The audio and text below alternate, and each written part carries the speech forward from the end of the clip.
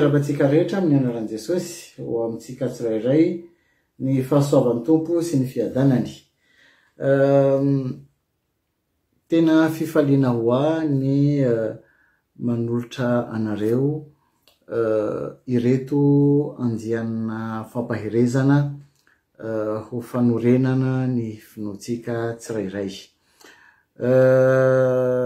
Tsy hoe miambo mahay na mahafantatra ny tenin'Andriamanitra mihoatra ny hafa sanatria fa mizara fahasoavana ho antsika tsirairay satria Baiboly milaza hoe mizarazaraina samihafa ny fanomezam-pahasoavana. De ho fanorenana antsika mianakavy no nandraisako fanapa-kevitra hoe hanolotra karazana fampaherezana fohifohy ho antsika zanak'Andriamanitra afahantsika hoe tena hiomana hiorina tsara ny amin'ny fiavian'ny Tompo. Dia satria tenin'Andriamanitra no resantsika dia andehantsika tena hanontrika ny foamam-panahintsika eo anatrehan'ny Tompo ka hanokatra ny fanahintsika sy ny fotsika mba hahafahan'ny tena ny fanahin'Andriamanitra tena hiasa satria ny tenin'Andriamanitra tsy raisina ho toy ny fahalalana fa hoe Jesosy hoe ny tenin'izay nomeko anareo dia fanahy sy fiainana, fanahy dia mitondra fiainana, mitondra zavatra ho anantsika. Dia andehantsika hivavaka hangataka ny fanahin'Andriamanitra hoe tena hanokatra ny fotsika ary hitondra fahazavana ho anatintsika tsirairay. Sotranao Tompo ny amin'izao fotoana izay ahafahantsika hoe tena hifampahery amin'ny alalan'ny teninao. Fa velona sy mahery ny teninao. Ary mino fa ny fanahinao no hiteny aminay tsirairay hanokatra ny masom-panahinay, hitondranay amin'ny toerana tena avo, dia amin'ny toerana izay misy anao, hanome fahatakarana, hanokatra ny masom-panahinay mba hahafahanay ahazo sy hahatakatra ny zava-panahy. Satria Andriamanitra fanahy ianao, ka ny tontolo misy anao sy ny zavatra rehetra momba anao dia zava-panahy avokoa. Nefa izahay mbola na dia zanakao aza mbola mitafy nofo ary miaina ao anatin'ny tontolo ara-nofo, ka indraindray ny masonay ara-nofo no mitarika anay sy ny sainay. Koa mangataka ny fanahinao Tompo mba tena hiditra ao anatinay, hitondra fahazavana, hitondra fandraisan-dahatra, mba hahatonga anay tena ahatsapa sy hahafantatra izay tena ao anatin'ny fonao. Sotranao Tompo. Amen. Androany itsika dia hiresaka momba ny hoe mahafantatra ny fon'Andriamanitra. Mahafantatra ny fon'Andriamanitra. Zava-dehibe loatra zay ny mahafantatra ny fon'Andriamanitra satria mila mahafantatra ny fon'Andriamanitra mba hahafahana manompo azy. Averiko mahafantatra ny fon'Andriamanitra mba hahafahana manompo azy. Noho izany dia andehantsika hamaky tenin'Andriamanitra anankiray ao anatin'ny bokin'ny Asan'Apôstôly. Asan'Apôstôly toko faha 13 ka ny andininy faha 12. Asan'Apôstôly toko faha 13 ka ny andininy faha 12. Ka zao no voasoratra. Ary rehefa nanaisotra ny Saoly izy dia nanandratra ny Davida ho mpanjakany sady nanambara azy hoe izaho nahitany Davida zanaky Jese lehilahy araka ny foko izay hanao ny sitrapoko rehetra. Tena mahafinaritra de mahafinaritra zay teny izay. Tena mahafinaritra. Iza no tsy maniry amin'ny mpanompon'Andriamanitra rehetra?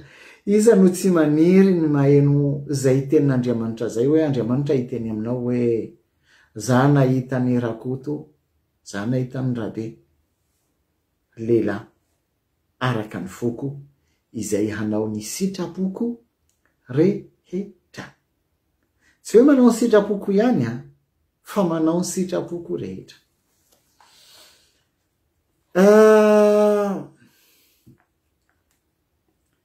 Andriamanitra tena faly iny ao anatin'ny fony. Ny mahita olona anankiray karaha misy betsaka vao maika tena tsara, fa tsy de hita loatra zay hoe be de be, fa hijery toky sy andiny vitsivitsy eo anatin'ny Baiboly rehefa avy eo. Fa ohatrany hoe fier, tena faly Andriamanitra, mirearea ao anatin'ny fony ny amin'ny Davida. Teny hoe nahita lehilahy araka ny fony izay hanao ny sitrapony na manao sitrapony rehetra. Sika nefa mahafantatra ny tantaran'i Davida, fantatsika ny adalana rehetra nataon'i Davida. Baiboly miresaka momba an'izay. Tsy hoe Davida olona tena tanteraka, olombelona tahaka ahy izy ianao. Fa matetika itsika rehefa mamaky io teny io de mieritreritra ohatrany hoe Davida nanana fanomezam-pahasoavana manokana ve, sa ny angaran'Andriamanitra ve, sa satria raha mijery ny fiainan'i Davida olona tena nananao adalana be dehibe, nanao zavatra be dehibe. Fa kosa Davida rehefa hita, rehefa mahita, rehefa tsapa, rehefa resy lahatra ny amin'ny zavatra na dia ray aza izay hitany na tsapany hoe tsy mifanaraka amin'ny sitrapon'Andriamanitra, de miazakazaka mifona bebaka, satria fantany fa amin'Andriamanitra ny fotorotoro sy mangorakoraka tsy hanaovan'Andriamanitra tsinitsiny. Fantan'izay. Tsy mangataka fotoana izy, tsy mangataka andro Davida, fa raha vao resy lahatra, raha vao tsapany hoe misy zavatra anankiray izay nataony ka tsy mety tonga de mibebaka avy hatrany. Satria amin'Andriamanitra tsy misy olombelona tanteraka, tsy misy. Saingy ny zavatra andrasan'Andriamanitra amiko sy aminao dia rehefa resy lahatra amin'ny fahotana dia mibebaka. Ny atao hoe mibebaka dia sady miaiky ny fahotana no mandray fanapa-kevitra hoe tsy hiverina intsony no tsy miverina tokoa. Zay no atao hoe mandray fanapa-kevitra, mandray fanapa-kevitra entitra ka tsy miverina intsony amin'ny zavatra iny. Ny teny teo hoe Andriamanitra tena faly ny amin'ny Davida, na mirearea. Misy lehilahy anankiray izay tena hita ihany koa zay fihetseham-pon'Andriamanitra zay. Lehilahy anankiray izay fantatsika ihany koa, Joba. Andretsika maky teny anankiray mahakasika an'io lehilahin'Andriamanitra io, i Joba. Joba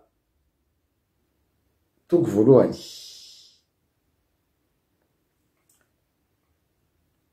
Teny anankiray ihany no vakintsika. Joba toko voalohany ka ny andininy fahafito. Zao no voasoratra.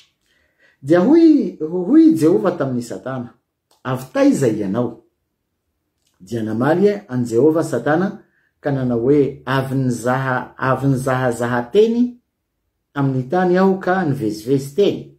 15 dia hoy Jehova tamin'ny Satana, efa nandinika ny Joba mpanompoko va ianao?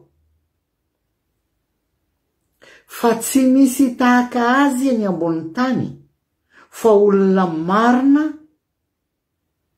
sy mahitsy izy sady matahotra an'Andriamanitra ka mifady ny ratsy.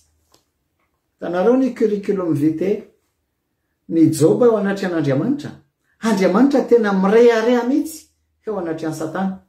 Efa hitanao ve ny mpanompoko Joba, fa tsy misy lehilahy tahaka azy eo ambony tany. La marina, mahitsy, mifady ny ratsy ary matahotra an'Andriamanitra. Andriamanitra tsy mitsahatra mikatsaka olona toy izany. Faly no mirehareha Andriamanitra. Tsy supernaturel reo, olombelona no famandra tahaka isy anao, na Joba na Davida. Mirehareha Andriamanitra. Andriamanitra te hirehareha ny amiko sy ny aminao.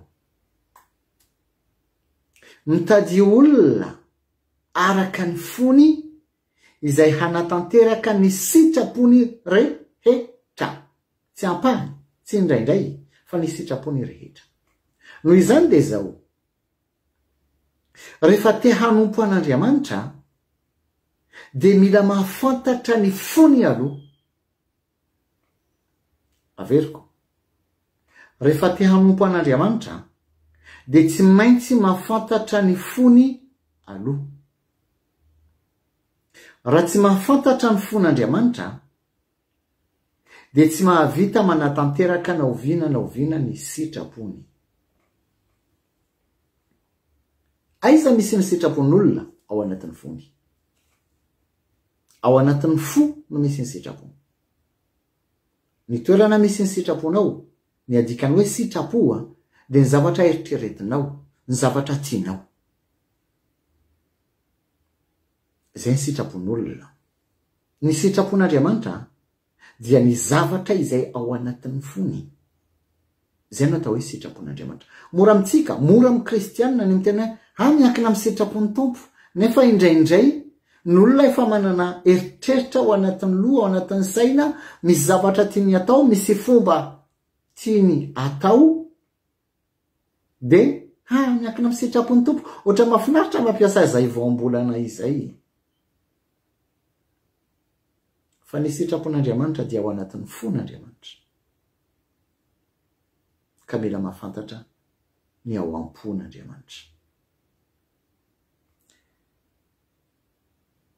Betsaka n'olona izay tena nanompo natao anatin'ny testamenta taloha na ao anatin'ny testamenta vaovao mandraka ankehitriny. Be dia be n'olona manompo ny Tompo. Fa tsy amin'olona rehetra no Andriamanitra no miteny hoe olona araka ny fony. Nefa zay ny zavatra katsahan'Andriamanitra fantatra. Mitady olona izay hanao ny sitrapony, izany hoe manao ny zavatra araka ny fony. Raha mba hafahako sy anao manao ny zavatra araka ny fon'Andriamanitra dia mila inona? Mila mahafantatra ny fon'Andriamanitra aloha. Fa zay no ao anatin'ny fon'Andriamanitra lalina. Dia tsy ka maketen'Andriamanitra anankiray ihany koa ao anatin'ny bokin'ny Samoela voalohany, toko 2. Samoela voalohany, toko 2. Dia vakitsika amin'ny 5:30. Zao lazainy Tompo. Ary izaho hanangana mpisorona mahatoky. Mpisorona dia mpanompon'Andriamanitra. Dia izaho hanangana mpisorona mahatoky ho ahy. Andriamanitra no miteny. Izay hanao araka ny ato am-poko sy ato an-tsaiko. Ary izaho hampahiratra ny taranany ka handeha eo anatrehany voaositro mandrakizay izy. Hitanareo mbola miverina? Andriamanitra hanangana mpisorona hanangana mpanompon'Andriamanitra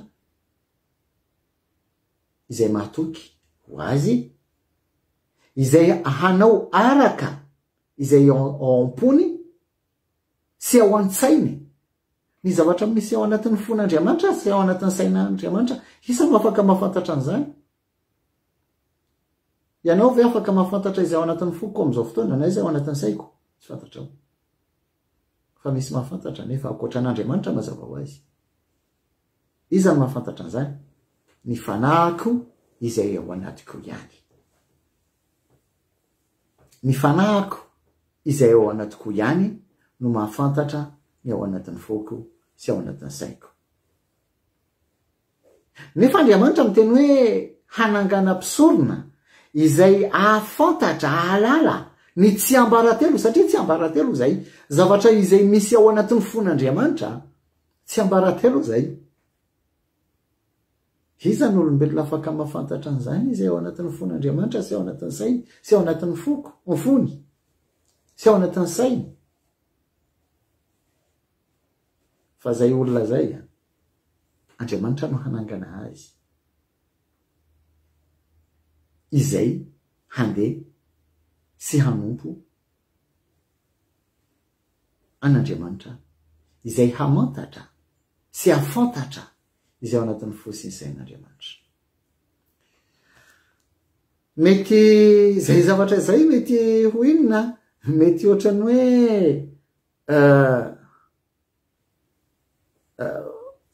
sarotra be amin'ny olombelona zay. Nefa tsy sarotra. Zavatra azo tanterahana zany. Noho izany raha ho teny reo izay novakitsika teo, dia mampiseho atsika fa Andriamanitra, n'olona afaka manompo an'Andriamanitra, dia olona izay mahafantatra ny fon'Andriamanitra. N'olona izay mahafantatra izay ao anatin'ny sain'Andriamanitra. Zao no lazain'ny bokin'ny Jeremia. Jeremia 3:5. Andriamanitra no miteny, dia omeko mpitondra anareo amin'ny fahalalana sy fahendrena. Raha mijery zay teny zay amin'ny teny frantsay, ny baiboly amin'ny teny frantsay hoe je vous donnerai des bergers selon mon cœur, ils vous paîtront avec intelligence et avec sagesse. Je vous donnerai des bergers selon mon cœur.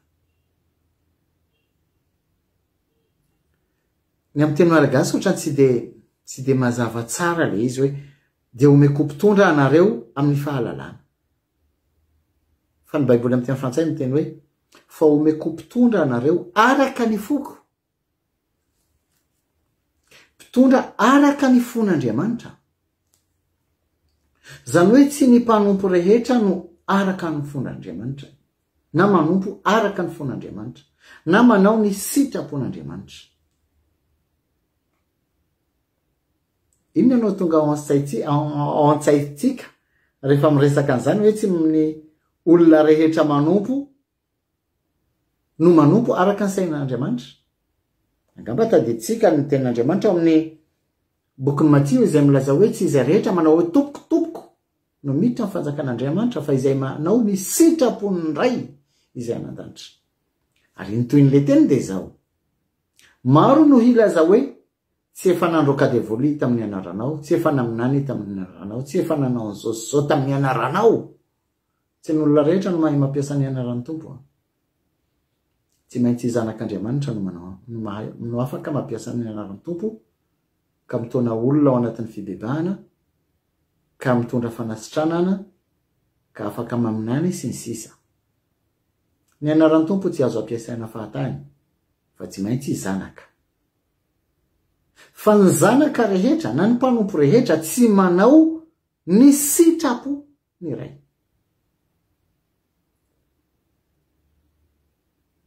Datsika maka ohatra fotsiny.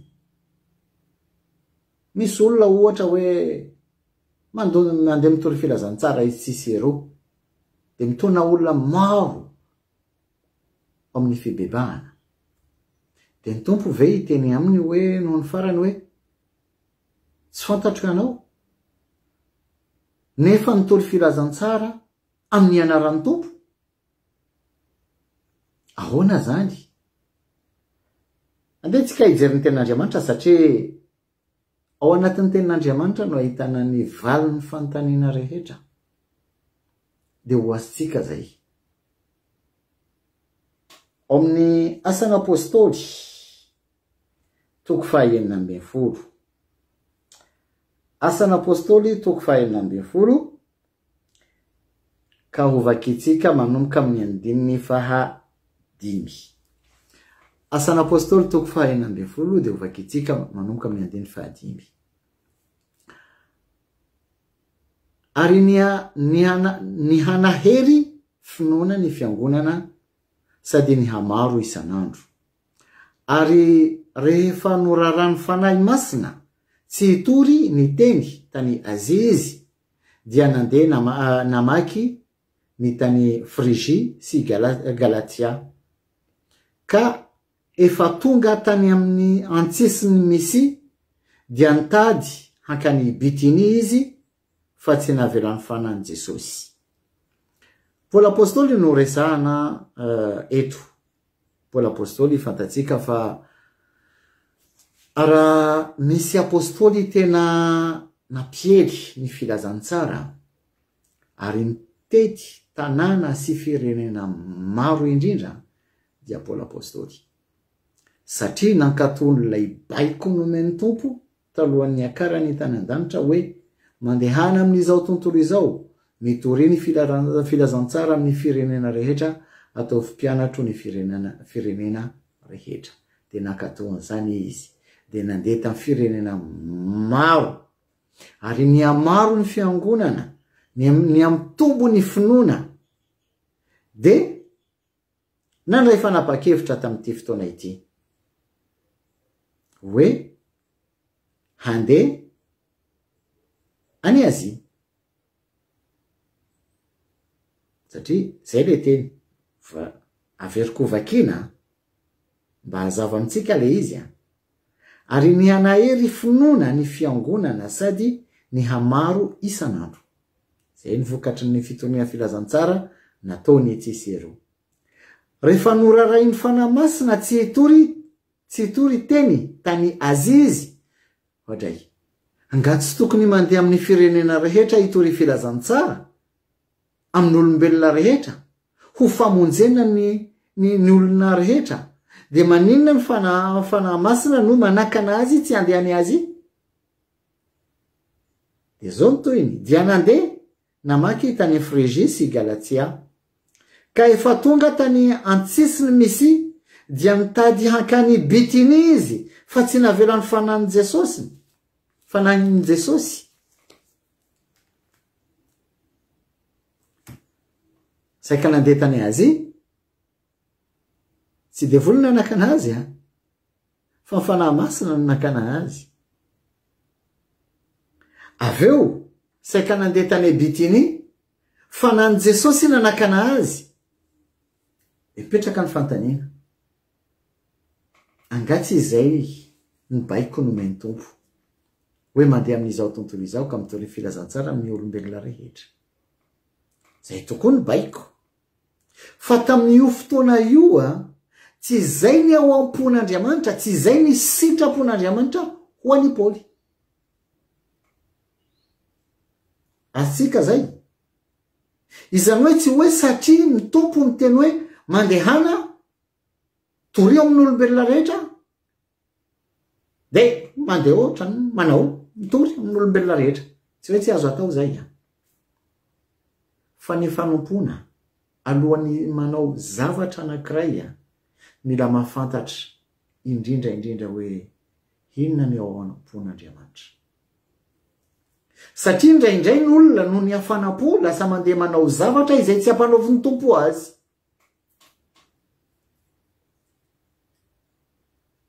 Manao ohatran'ny Jonas. Nantsona ho an'ny Ninivety fa ny anazy toerana hafa no tiany andehanana. Tsy robot, tsy machine itsika. fa amin'ny zavatra rehetra Andriamanitra manana sitrapo. Misy zavatra ao anatin'ny fony, ao anatin'ny sainy. Ka tiany ho fantatsika zay. Tsy ny fanompona rehetra, tsy ny zavatra rehetra, tsy fanaovana aktivité hafanampo, fa mila mahafantatra inona sitrapon'Andriamanitra ny amiko, aiza ny toerana nantsony ahy, ary inona ny zavatra andrasany amiko. Tadidinareo ny tantaran'ny Kaina sy Abela. Samy nanompo, samy nanao fanatitra. Tsara zany manao fanatitra. Andriamanitra tsy mandaha fanatitra. Ny atao hoe fanatitra hoe fanompona. Nanao izy mirahalahy. Ary Kaina nanao voalohany. Tsy hoe nakatahaka, fa izy nanao voalohany. Genesis 4:4. Tao tsy kamaky izay tenin'izay. Genesis 4:4 sy 5. Fanotondrany Abela, aloha manomboka amin'ny 3. Ary rehefa afaka elaela dia nitondran'ny Kaina ny vokatry ny tany ho fanatitra ho an Jehova. Kaina no nitondra voalohany. Avy amin'ny fony, tia azo sitraka amin'Andriamanitra izy. 5. Fa nitondran'ny Abela kosa ny voalohateraky nondriny dia izay matavy, ary Jehova nankasitraka ny Abela mba mifanatiny, fa Kaina mba mifanatiny kosa tsy mbola nankasitrany, dia tesitra indrindra Kaina sady nanjombona ny tarehany. Kaina nanao voalohany, fa ny Baiboly milaza tsy hoe Andriamanitra tsy nankasitraka ny fanatitry ny Kaina, fa tsy nankasitraka ny Kaina aloha. Zay le teny.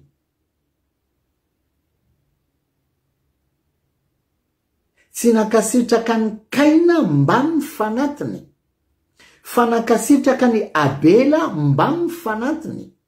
Hitanareo, tsy le zavatra ataotsika no zava-dehibe amin'ny tompo, tsy le fanompona no zava-dehibe amin'ny tompo, fa izaho sy anao.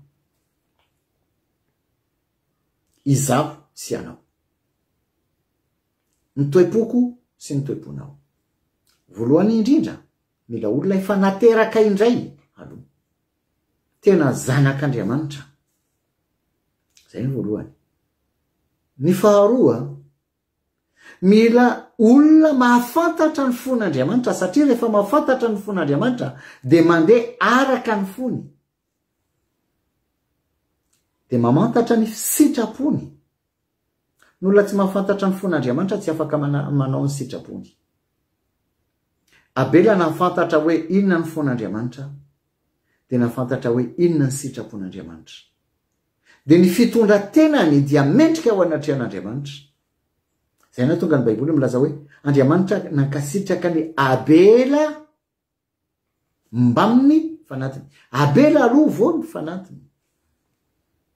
Fa Andriamanitra tsy nankasitraka ny Kaina mbaminy fanatiny. Matetika itsika mety mieritreritra hoe rehefa manao fanompoana be dia be dia ho ankasitran'Andriamanitra. Mety tsara zay. Tsy ratsy izay.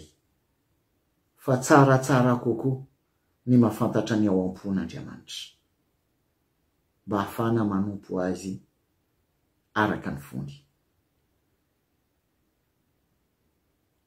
Fa ny olona tsy mahafantatra ny fon'Andriamanitra dia tsy afaka manatanteraka ny sitrapony, satria ny sitrapony dia ao am-pony. Ary izy manana sitrapo amin'ny zavatra rehetra. Taditsika angamba ny tantaran'ny Marta sy Maria. Amin'ny filazantsarany Luka 10. Tiako vakitsika zay teny zay. Luka 10. Ka ny andininy ovakitsika manomboka amin'ny andininy 7. hatramin'ny farany.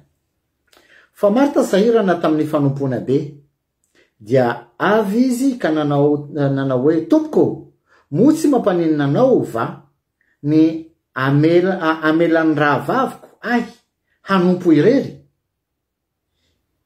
koa mba asaovy manampy ahy izy. Fa ny tompony amalika nanao tamin'ny hoe, Marta, Marta, maro ahina sy maro erena ianao, nefa zavatra iray lo no ilaina, fa Maria no efa nifidy ny anjara tsara sady tsy halaina aminy. Hitanareo zavatra nitranga? Variana na sahirana amin'ny fanompona be. Ela zay ny tenin'Andriamanitra amin'ny andiny fa Marta sahirana tamin'ny fanompona be. Mahafinaritra ane zany tonga ao an-tranonao Jesosy, de tsy ho sahirana ikarakara dite na kafe sy mofo azy. Itsika rehefa misy vahiny tonga ao an-trano de tena sahirana mamorona tsy misy. Tas de jus, c'est biscuit. Omena ny vahiny. De Jesosy no tonga ao an-trano de sahirana. I Marta manompo ny tompo, mamorona tsy misy karakaran Jesosy. Fa iza i Maria mipetraka amin'ny tongotry ny Jesosy de miaino azy, miaino ny tenin'Andriamanitra. De Marta no heveriny Marta hoe azo rariny amin'ny Jesosy. De miteny amin'ny Jesosy hoe, Tompo, sao de azonao sao de afaka miteny amin'ny Maria mba hanampy anazy satria zany hoe manompo anao a. Fa ina mba teny omeny Jesosy azy, maro ahina sy maro erena ianao, nefa zavatra iray monja, zavatra iray lo no ilaina, fa Maria no efa nifidy ny anjara tsara izay tsy halaina aminy.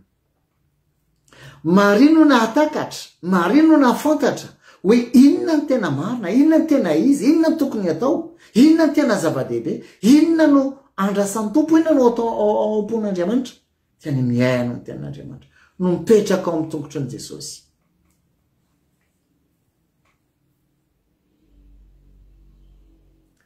Afaka manao zavatra be dehibe ny olona anankiray, be dehibe, fanompona be dehibe, fa mifantaniana mipetraka de zao. Za tsy miteny hoe ratsy, fa mifantaniana mipetraka de zao. So de zay fanompona zay de ho lasa ho anisany zay hiteny indray androany hoe efa nanao zao, nanao zao, nanao zao, nanao zao amin'ny anaranao, ka ny tompo hiteny hoe tsy fantatro ianao. Matetika itsika mieritreritra hoe rehefa manao zavatra be dehibe de ankasitra ny tompo, fanompona be dehibe, tsia. Mila mipetraka ao ambany tongotry ny tompo, mila manana fiombonana marina sy matsotra ao amin'ny tompo mba hafana mahafantatra izay ao anatin'ny fony. Ary izay no antony nanomezan'ny tompo atsika ny fanahiny izay mitoetra ao anatsika. Ny fanahiny, efa niteny tamin'ny voalohany hoe ny zavatra misy ao anatin'ny fokony sy ao anatin'ny saiko, tsisy mahafantatra afa-tsy ny fanahiko izay ao anatiko. Andriamanitra dia Andriamanitra fanahy. Ary io Andriamanitra io manana ny fanahy ihany koa, fanahy masina izay mitoetra ao aminy. Ary ny fanahy masina no mahita, no mahafantatra ny zavatra rehetra. Baiboly milaza an'izany. Korintiana voalohany, toko faharoa, zay ny tenin'Andriamanitra farany ho vakitsika ho famaranana ny fampaherezana. Korintiana voalohany, toko faharoa, de ho vakitsika manomboka amin'ny andininy faha 11. Fa iza ny olona mahalala ny ao am-pon'olona afa-tsy ny fanahin'olona izay ao anatiny ihany. Ary toy izany koa, tsy misy mahalala ny ao am-pon'Andriamanitra afa-tsy ny fanahin'Andriamanitra ihany. Hitanareo a? Izay mahafantatra n'izay ao anatin'ny fon'Andriamanitra dia ny fanahin'Andriamanitra ihany. Fa itsika tsy nandray ny fanahin'izao tontolo izao, fa ny fanahy izay avy amin'Andriamanitra mba ho fantatsika izay zavatra nomen'Andriamanitra atsika. Izany koa nolazainay tsy amin'ny teny ampianarin'ny fahendren'olona fa amin'ny teny ampianarin'ny fanahy raha milaza zava-panahy amin'izay olona izahay. Hitanareo, ny fanahy masina, ny fanan'Andriamanitra no ao anatin'Andriamanitra. Izy no mahita sy mahafantatra ny zava-miafina rehetra ao anatin'ny fon'Andriamanitra sy ao anatin'ny sainy. Fa io fanan'Andriamanitra io de fa nomeny atsika, mitoetra ao anatsika. Hazonareo tsara le izy.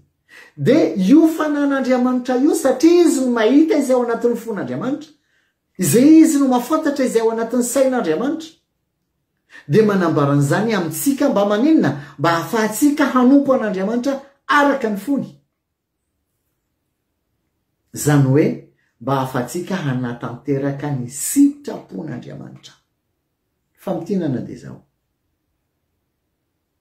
Rehefa te hanompo an'Andriamanitra ny olona, de mila mahafantatra aloha ny fon'Andriamanitra. Fa raha tsy mahafantatra ny fon'Andriamanitra amin'ny zavatra rehetra, tsy ny fanompoana ihany, fa ny fiainatsika isan'andro, Andriamanitra manana hevitra ny amin'ny fiainatsika, ny amin'ny zavatra rehetra andalovantsika ao anatin'ny fiainana. Tainy Jesosy ianao. Misaotra anao tompony amin'ny teninao izay mampahery anay, izay manokatra ny masom-panahinay, mampahiratra ny masom-panahinay, mahatonga anay tsy hanompo anao araka ny fahalalana satria ny soratra mahafaty, fa hanompo anao araka ny fanahy. Satria izay tariny fanan'Andriamanitra no zanak'Andriamanitra. Misaotra amin'ny fanahinao izay mitoetra ao anatinay, izay manazava anay, izay mitarika anay, izay mampianatra anay, izay mananatra anay amin'ny lalana rehetra izay tokony handehananay, mba ho tonga lehilahy sy vehivavy araka ny fonao, ho anao irerian'ny voninahitra amin'ny anaran'i Jesosy Kristy. Amen. Zay ny fotoan'androany de tainy Jesosy itsika tsirairay dia raha maniry fandray aminay ianao dia io ny ombany ao ny numéro de téléphone laharana ny tarby izay ahafahanao hifandray aminay, de sy ny page Facebook voasoratra ombany ao izay ahafahanao hifandray aminay. De ao manaraka indray de tainy Jesosy itsika tsirairay. Tiako anareo.